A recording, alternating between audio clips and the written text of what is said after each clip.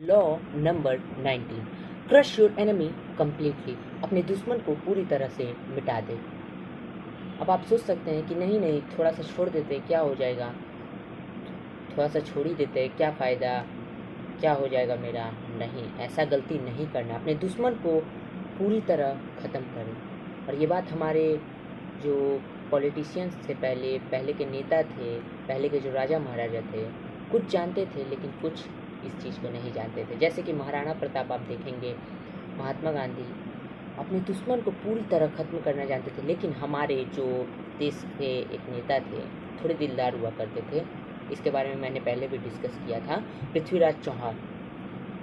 वो जब 1891 का बैटल ऑफ वार होता है मोहम्मद गौरी और उनके बीच, तो जब मोहम्मद गौरी बुरी तरह से हार जाता है और पृथ्वीराज चौहान का ये 5 फुट का तलवार मोहम्मद गौरी के गले में रहता है, तब मोहम्मद गौरी जैसे तैसे करके सरेंडर करके अपना सिर तो झुका लेता है। लेकिन वहाँ पर पृथ्वीराज चौहान हमारे जो होते हैं वो थोड़ा रहम दया कर देते हैं। चाहते तो तुरंत तलवार रौंद सकते थे, लेकिन उन्होंने नहीं रौंदा और फिर हुआ कुछ बहुत गलत।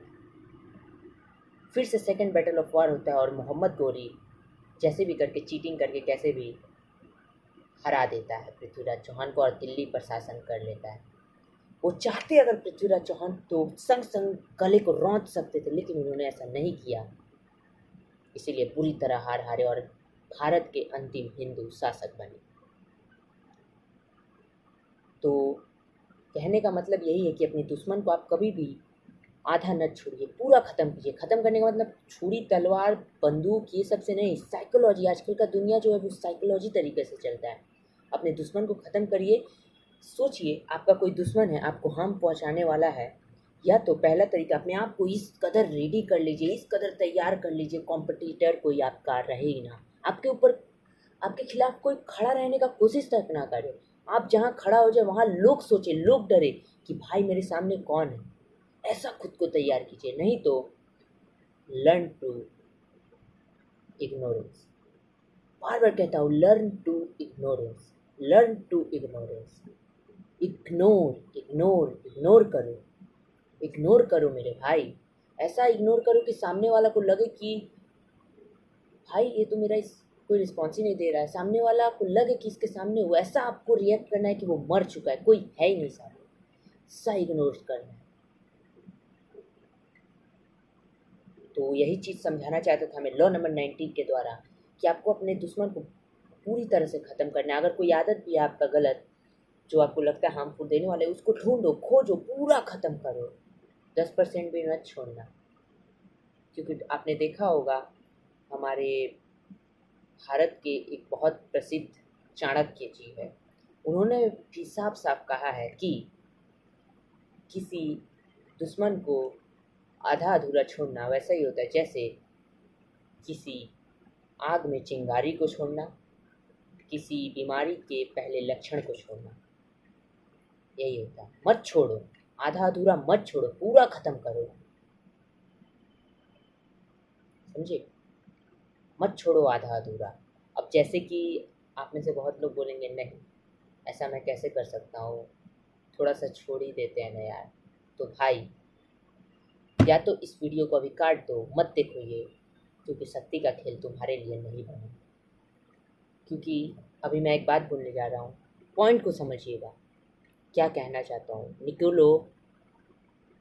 निकोलस साम्थे नाम के कोई ऑर्थर रहते हैं या कोई ग्रेट लीडर रहते हैं जो अपनी रणनीतियों को बनाने के लिए जाने जाते हैं। हाँ, वो चीटिंग वुटिंग थोड़ा अपने समय में किए थे, लेकिन वो एक बहुत अच्छे रणनीतिज्ञ थे। बहुत अच्छी अच्छी रणनीति बनाते थे युद्ध के लिए, और जो युद्ध में जाते थे वो जीत के ही आते थे।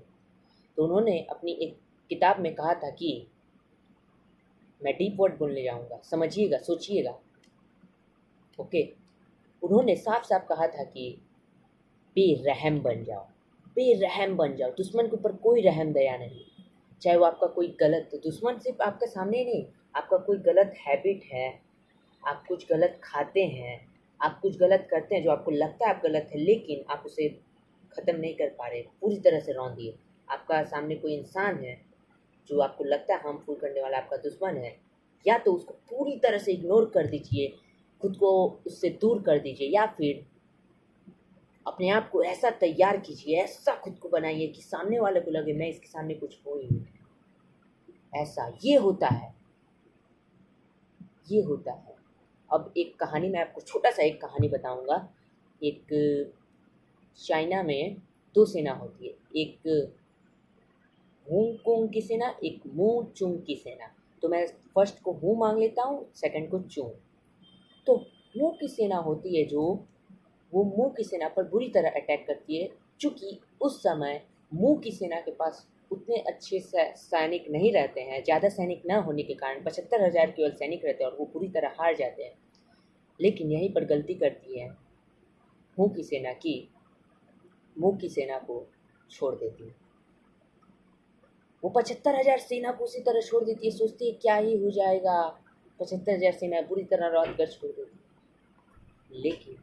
लेकिन यहीं पर वो गलती कर देती है। कुछ दिन बीतता है, कुछ वक्त बीतता है, वो 75,000 जो सैनिक होते हैं वो कम होते होते होते कहीं ना कहीं छितिर बितिर होकर 10,000 बस बच जाते हैं। और फिर जब जापान हमला करता है चाइना के ऊपर, तो हू की सेना को लगता है ये 10,000 सैनिक क्या ही मेरा बिगाड़ लेंगे, तो उसको बोलते हैं कि चलो आओ मिल जाते हैं और लड़ाई करते हैं। लेकिन वो भूल जाते हैं कि वो उसका दुश्मन है, और दुश्मन को कभी भी आधा अधूरा नहीं छोड़ा जाता, उसे पूरा ख़त्म किया जाता है। और कुछ दिन बीतता है, कुछ वक्त बीतता है, कुछ समय बीतता है। फिर मू की सेना एक बड़ा शासन बनाती है, एक बड़ा अपना सैनिक दल बनाती है। और एक बार जब मू की सेना थोड़ी सी कमज़ोर होती है, वो बहुत बुरी तरह अटैक करती है, दूर तक सैनिक रोकती है। मू की सेना दूर तक रौंदती है मू की सेना को, और उसका नामो निशान अस्तित्व तक मिटा देती है। और उसे पता रहता है कि ऐसा इन फ्यूचर हो सकता है। वो एक सैनिक को नहीं छोड़ती, पूरी पूरी तरह से रौंदती है, क्योंकि उसे पता रहता है कि ऐसा हो सकता है इन फ्यूचर, और वो ऐसा करती है। उसका मानना था मू की सेना का कि फ्यूचर में किसी बच्चे को ये पता ना रहे कि कोई हू की सेना होती भी थी। यही होता है, दुश्मन को कभी आधा अधूरा मत छोड़े। अगर छोड़ना पड़ रहा है तो अपने आप को तैयार कीजिए, नहीं तो